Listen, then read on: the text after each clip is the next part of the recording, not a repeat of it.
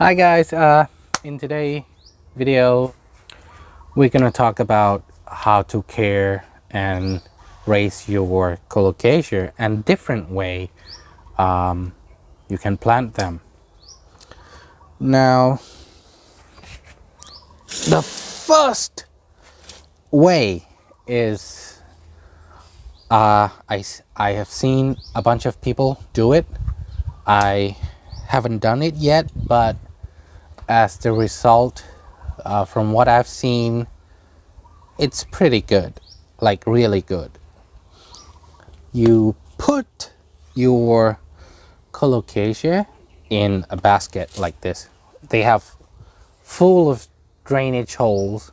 Now the point of these holes are not for drainage. It's actually for water to get in, because they would submerge. They would have a tub about half the depth, half the height of the basket, and then they'll fill up the water, and the water will get absorbed in, so the plant can use that water. But the actual plant will not be submerging underwater.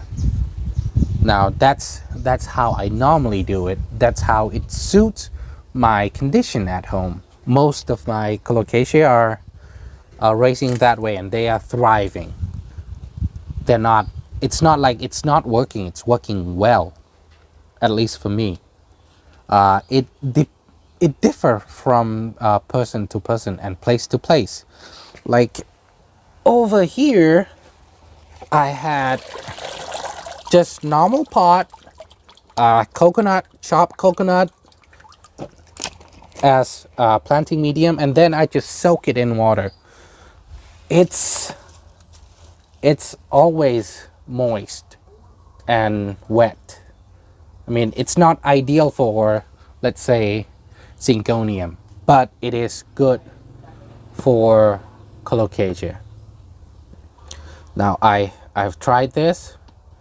It works, but I just started, and it's about 2 weeks now. The plants are well, new leaves are shooting out, and the other way is just basically, let me drag this out a bit. Just had it in a pot like this. It has no drainage. It's heavy. And then just fill up the water a little bit so your colocasia had some water. Now it suits me because I don't have to spend time watering the plant. I mean, it's not a hassle to do, but if you're not home a lot, this suits you well. It suits me because most of the time I just move them here. Normally they would be under the like direct 35 Celsius sunlight, but the area right now is we are building a you could call it greenhouse. It's not a greenhouse, basically a cage, because it's not safe for plants anymore. This time people are stealing it, so we're building kind of a greenhouse, a cage, to protect the plant from wind, rain, something like that, and thief, hopefully. Yeah, this is how it works for me. Not a lot of care, and we use, if the water dry out, just fill it a bit more. And yeah, it's a hot sun and you have water. And then I have these little green thing. I don't know what they're called. Yeah, they're called something micro something. I'll get the name later. It helps cools down the water, yeah, from the sun. and they said it's not going to be rotten out. It's not going to make the water rot or have like some bad smell like that. So we're trying it out. It seems to be working quite well. Yeah. อันที่สามคือปลูกกับดิน And the last one, I haven't tried it yet. I've seen people doing. I went to a lot of other gardens. I've seen people do it, and I will do it, but not yet. I don't have the place prepared yet. Is basically you just move your colocasia from the pot and just place it on the ground like this. Just place it on the ground, and then you could put your planting medium on top just to cover the root to stabilize the plant, like I would say like a triangular mountain shape, just to stabilize the plant, and then have some water for them, like regular watering, maybe once or twice a day. Yeah, just like that. It grows rapidly. I mean, it grows big.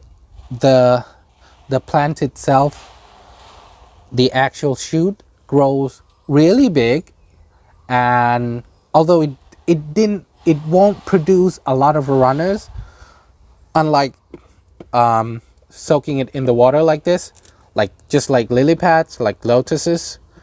That's it might be different, but for me, this is the way. If you want a lot of runners, a lot of new shoots, this is the way to go. I mean, the actual plant will not grow as big as you plant them like in the basket like this, and then have it soak in the tub or on the ground, like on soil directly. But this will make at least that's how it works for me. All my colocasia push out new runners, or if it's the clumpy type, they also have new shoots coming out like rapidly, like a lot.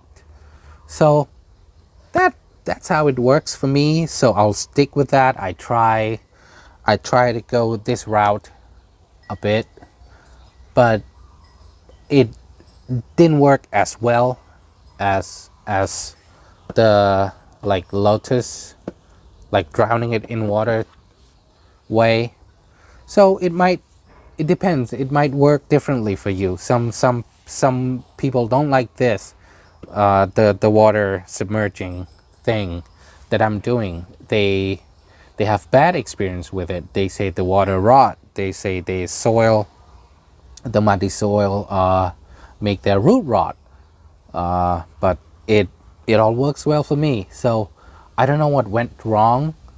It just depends. It's you have to try it out to see which one suit your house condition, suits your watering behavior.